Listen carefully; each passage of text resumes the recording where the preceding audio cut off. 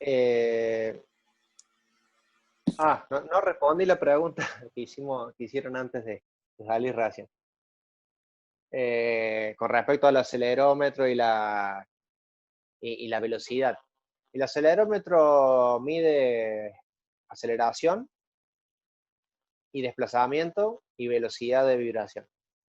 Eso todavía no lo hemos visto en la teoría, es lo último que se ve, pero el acelerómetro justamente lo que hace es eso, medir aceleración y de última integra, mide velocidad de desplazamiento, y integra nuevamente y mide desplazamiento.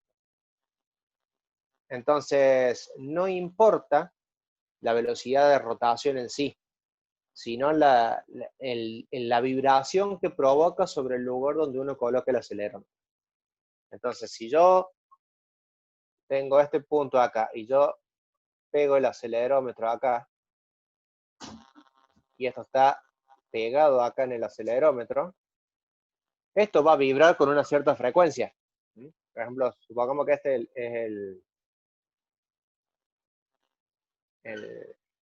es la pieza, digamos, donde yo pego el acelerómetro, que es este. Esto va a vibrar. Va a vibrar por una transmisión de vibración que va a tener el equipo que está rotando.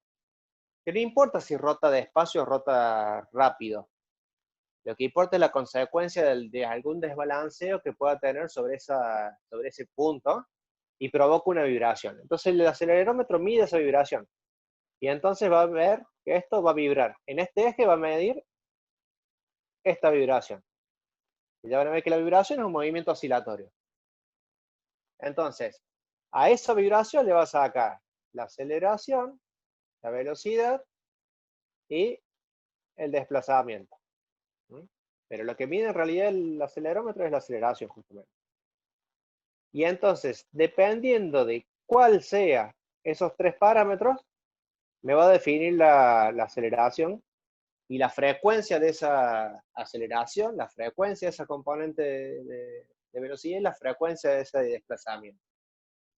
Porque son compuestas, ¿no? No es tan simple como lo vamos a ver en la teoría, que es una única frecuencia. Son infinitas frecuencias y eso lo que se le hace después una transformada rápida de Fourier, o se le hace al equipo y le dice cuál es el espectro de frecuencias. Es muy similar a lo que ustedes van a ver más adelante en la parte eléctrica, de lo que son los armónicos de tensión y corriente. Es muy similar. Les diría que prácticamente exactamente el mismo análisis. Entonces, esas vibraciones tienen diferentes armónicos.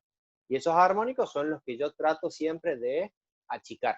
Entonces, ¿qué voy a tratar de achicar? Y la aceleración, la velocidad o el desplazamiento de mayor amplitud que va a tener una cierta frecuencia de vibración.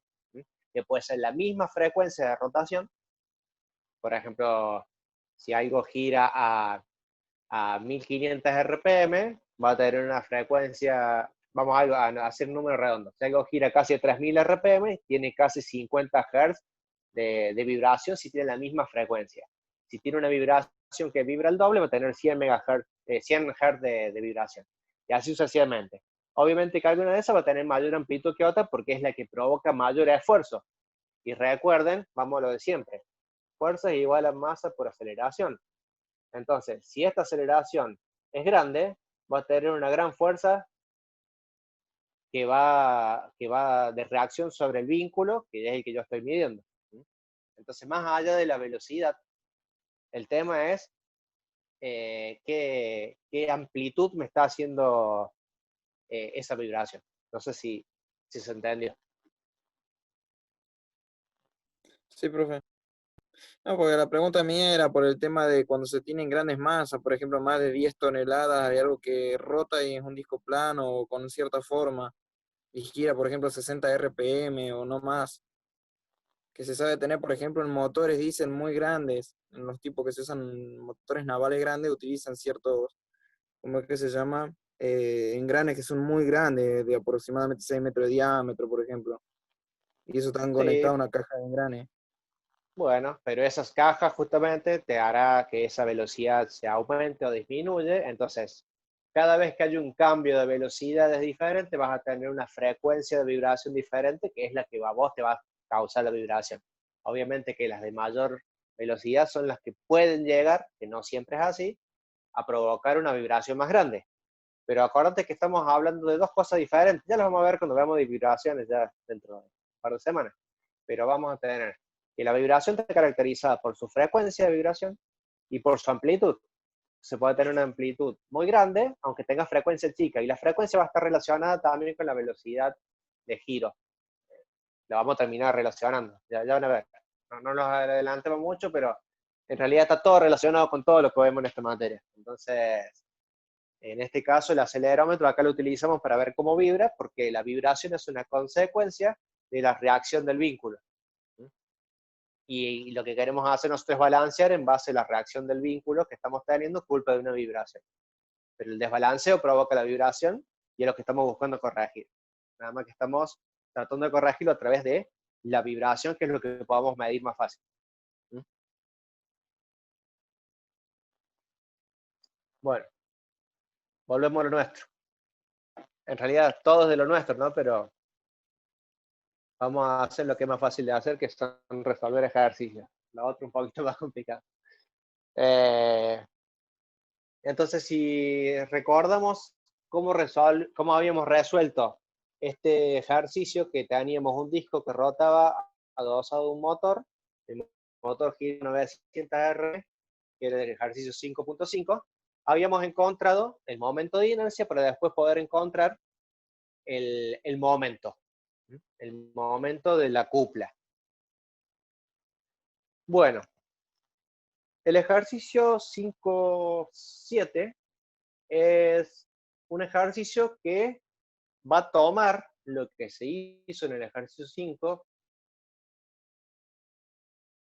Acá lo que nos plantea es resolver, esperen que encuentre el enunciado, para el caso de ese ejercicio determinar, o sea, los datos, que los conocemos, son los mismos del 5.5, y las incógnitas en este caso son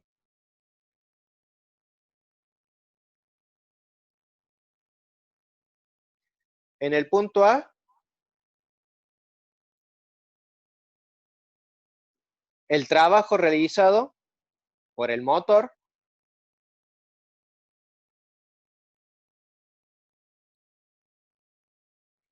y nos pide en joules y en watt hora, que son dos unidades de medición de trabajo. Y aclaro, porque es un error muy común, el joule tiene como unidad origen el newton por metro. Pero acá estamos hablando de energía y no de momento. El momento se mide en newton metro, o el torque se mide en newton metro, y cuando hablamos de energía, que es trabajo también, se mide en joules. En el punto B se pide la variación de la energía cinética del volante, o sea, el delta T. Y en el punto C, la potencia máxima. En watt y en HP. ¿Por qué se pide en watt y en HP? Porque es muy común medir las potencias de la parte eléctrica en watt y las potencias mecánicas en HP o en caballo vapor o CB. Bien, vamos a achicar un poquito de espacio. Vamos a borrar esto que había aclarado recién acá.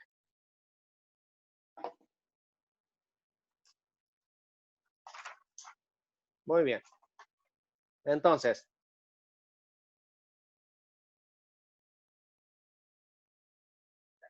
voy a cambiar voy a poner la U acá para poner la misma nomenclatura que usamos en la teoría. Perdón. Entonces, el trabajo, si recordamos, es igual a la variación de energía cinética. Es una de las cosas que vimos en la teoría. Pero también el trabajo es igual a la integral de la fuerza por el desplazamiento. Esto es lo que habíamos visto nosotros antes en traslación. ¿Cómo sería en rotación? ¿Se acuerdan que había analogías en la rotación con respecto a la traslación?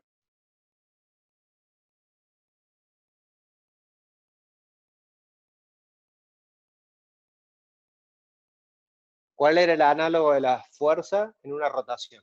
Y sería el momento por el ángulo barrido. Exactamente. Entonces M por delta theta. ¿Mm? Tal cual. Bueno,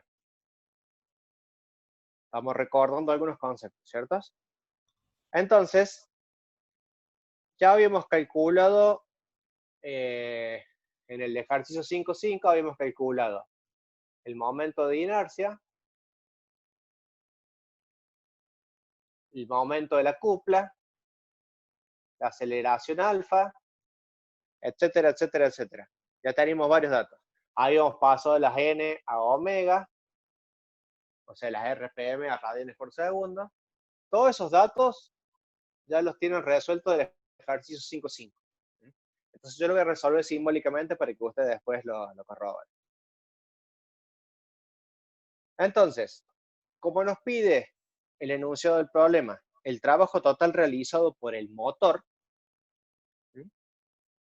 vamos a tener que calcular cuál es el trabajo en la rotación. Para calcular el trabajo en la rotación, entonces vamos a tomar esta definición y esta definición, que si mal nos recordamos, vamos a volver a repasar, a que era igual la energía cinética. Medio de la masa por velocidad al cuadrado. Sí, eso era en traslación. Si no sería un medio de la inercia por omega al cuadrado. Eso. Bien. Pues acá vamos a tener.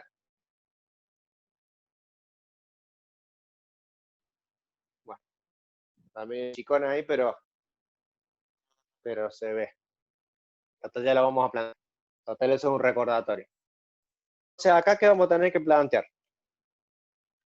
Vamos a empezar a resolver diciendo, bueno, vamos a calcular primero el trabajo para poder calcular lo que nos pide el problema. Si yo sé, conozco el momento, lo que no conozco es eso. Pero yo sé que voy a tener que resolver la integral esta.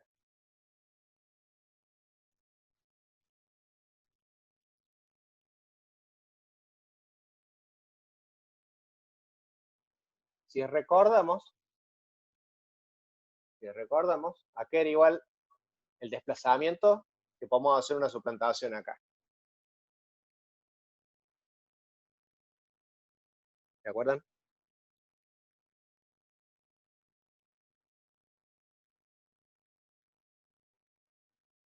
Primero, cuando nosotros calculamos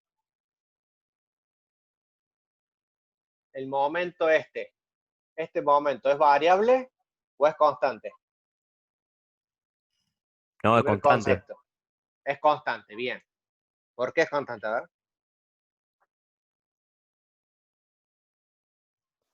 Porque está girando a aceleración constante.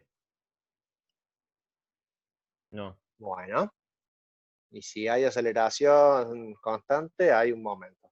¿Mm? Bueno, entonces puedo sacarlo primero que nada de la integral. Y acá, el desplazamiento era igual a omega t, diferencial de t. ¿Mm? ¿Estamos ahí? O sea, como yo no conozco los ángulos barridos, pero sí puedo conocer la velocidad, es más, la conozco, y yo puedo medir el tiempo, que desde que se inició el movimiento hasta el momento que yo quiero considerar el trabajo realizado, yo hago esa suplantación porque es mucho más fácil. El movimiento en este caso es un movimiento uniformemente acelerado. Y en el movimiento uniformemente acelerado, ¿a qué era igual a omega?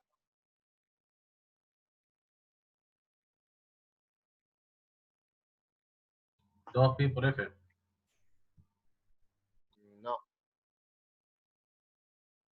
No la compliquemos, si metemos F acá, no terminemos más.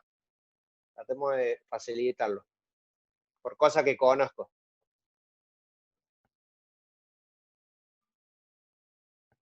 Dos pi por n sobre 60.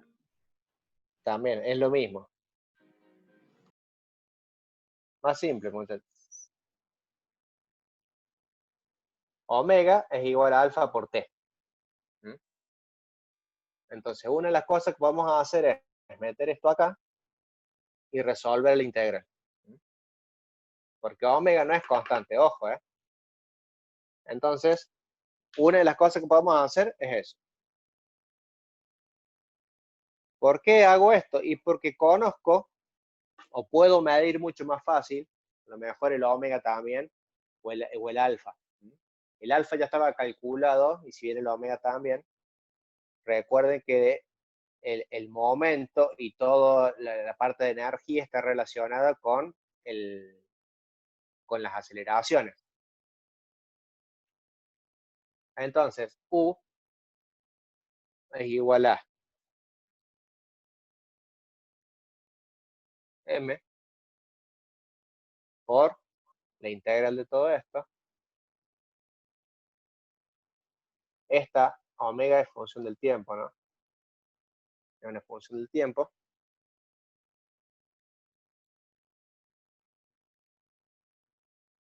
Y cuando queda esto acá, queda alfa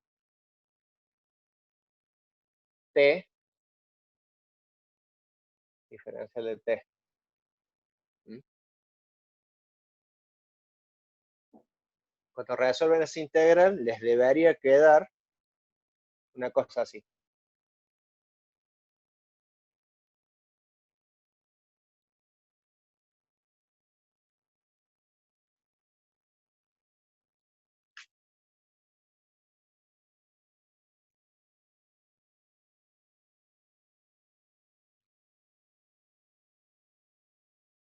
Muy bien. Entonces, esta energía, este trabajo, digamos, es el trabajo que deberemos realizar para mover la piedra en este arranque, digamos. ¿Mm? Es una de las formas de hacerlo, ¿no?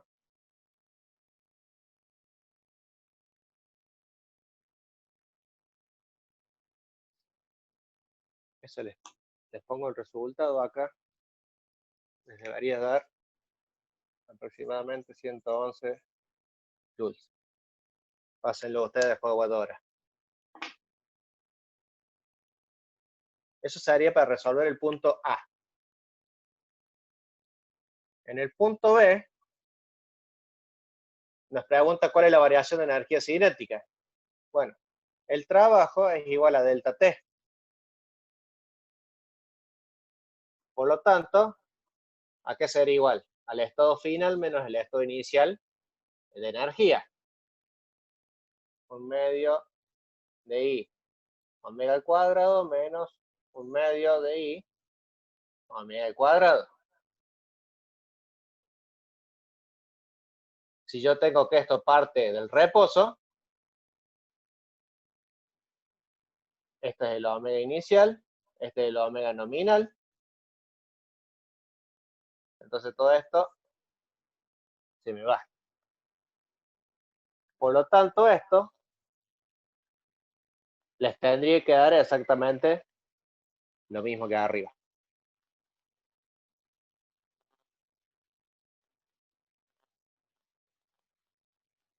Porque todo el trabajo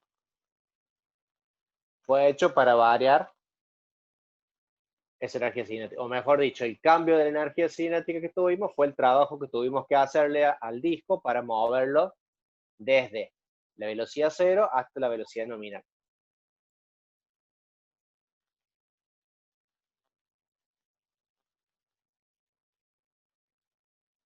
¿Estamos? Perfecto, profe. Bueno, entonces esto les tiene que dar lo mismo que esto, o sea, se tiene que corroborar en este caso. Y el punto C es la potencia. Repasemos. Potencia En la traslación, ¿qué era? Fuerza por velocidad. Fuerza por velocidad. Por lo tanto, acá en la rotación será Momento por omega. exactamente. Bueno, en este caso es más que simple porque P es igual a M, que es dato, en realidad no es dato, lo calculamos en el ejercicio 5.5, y omega, ya la tenemos también de la velocidad nominal, que son 900 RPM, o sea, N lo pasamos a omega, que ya lo habíamos hecho en el ejercicio anterior, y eso es lo que tenemos acá. Entonces esto nos va a dar la potencia. Esta potencia, sí, esto es en Newton metro y omega está en radianes por segundo. ¿En cuánto nos da? ¿En qué unidad nos da esta potencia? En watt. Esta potencia nos da en watts. Lo que debemos hacer es aplicar la igualdad para transformarlo en HP.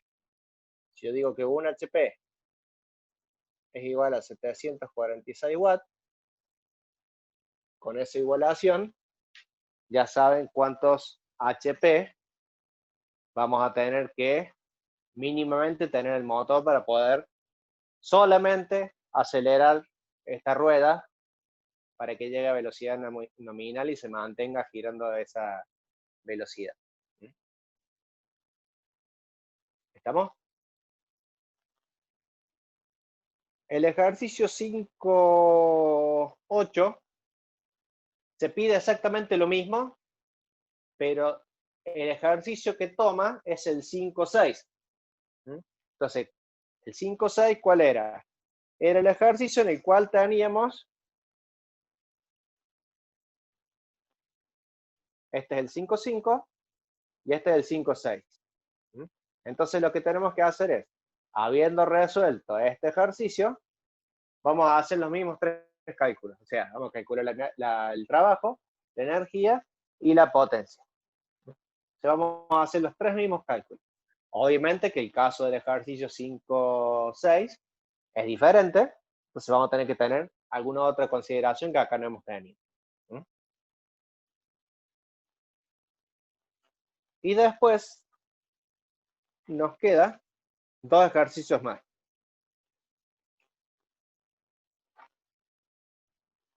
Que ya es totalmente distinto a esto que venimos viendo. Los dos ejercicios, en realidad, es resolver el mismo sistema por dos métodos distintos. El primer método es por trabajo y energía, y el ejercicio último, que sería el 5.11, creo. Perdón, 5.7, 8, 9. Le cambié los números de ejercicio este año, no me acuerdo. El 8, el 9 y el 10. Bien. El 9 es resolver un sistema por el método de trabajo y energía, y el 10 es resolver el mismo sistema por conservación de energía mecánica. Vamos a plantear el sistema. Por lo tanto, no les voy a dar los resultados porque si hacen bien los dos, debería coincidir los resultados.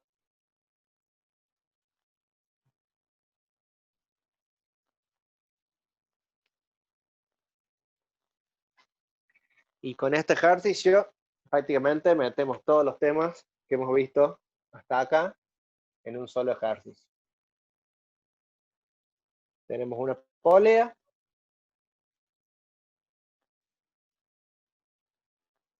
Agarrado un vínculo.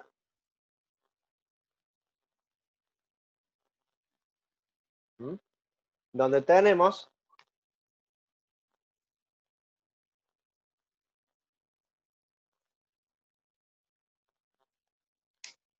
una correa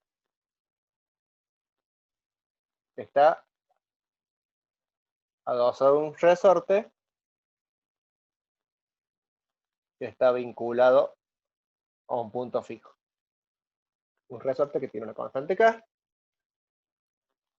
Y acá tenemos un cuerpo o un bloque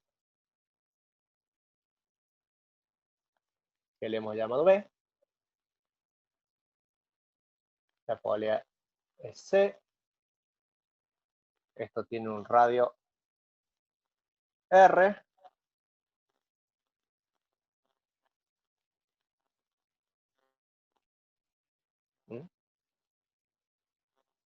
Y acá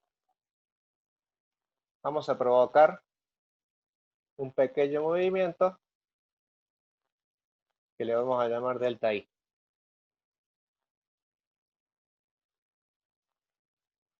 Entonces el enunciado plantea: el sistema de la figura, el bloque B de 1 kilogramo y el resorte cuya constante de rigidez es de 1 metro, se encuentran vinculados mediante una correa que apoya sobre un cilindro sólido macizo de 1 kilogramo y radio 150 milímetros.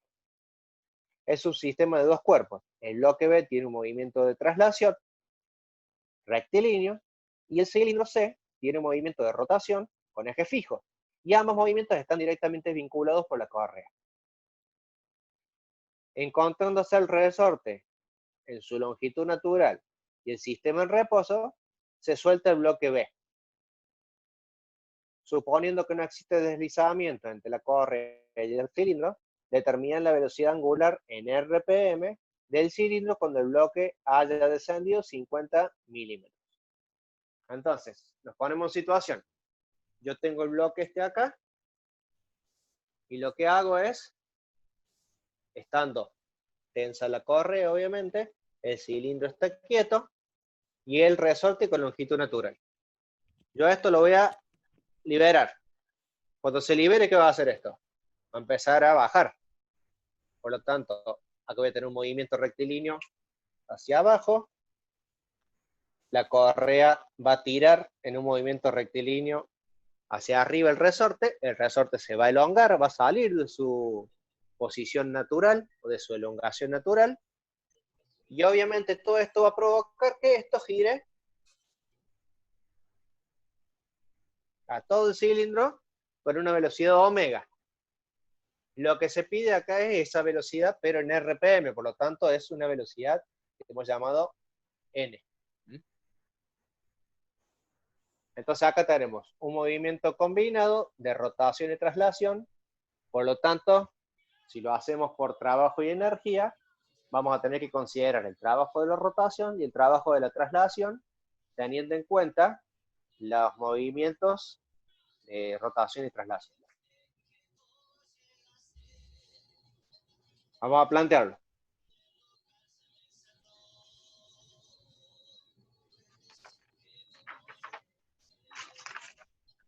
¿Cómo andamos de tiempo? Bueno, 2 minutitos.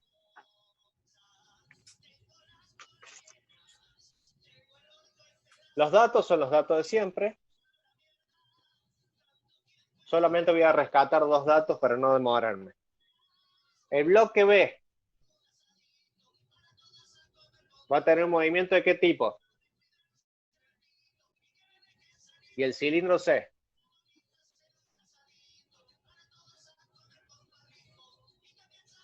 El bloque B va a tener una traslación y C va a tener una rotación con eje fijo. Vinculados ambos movimientos. ¿Por qué vinculado y lo rescato? Porque todo se produce en simultáneo. Entonces, al producirse todo en simultáneo, tengo que tener en cuenta eso. Están vinculados los movimientos. Entonces, la incógnita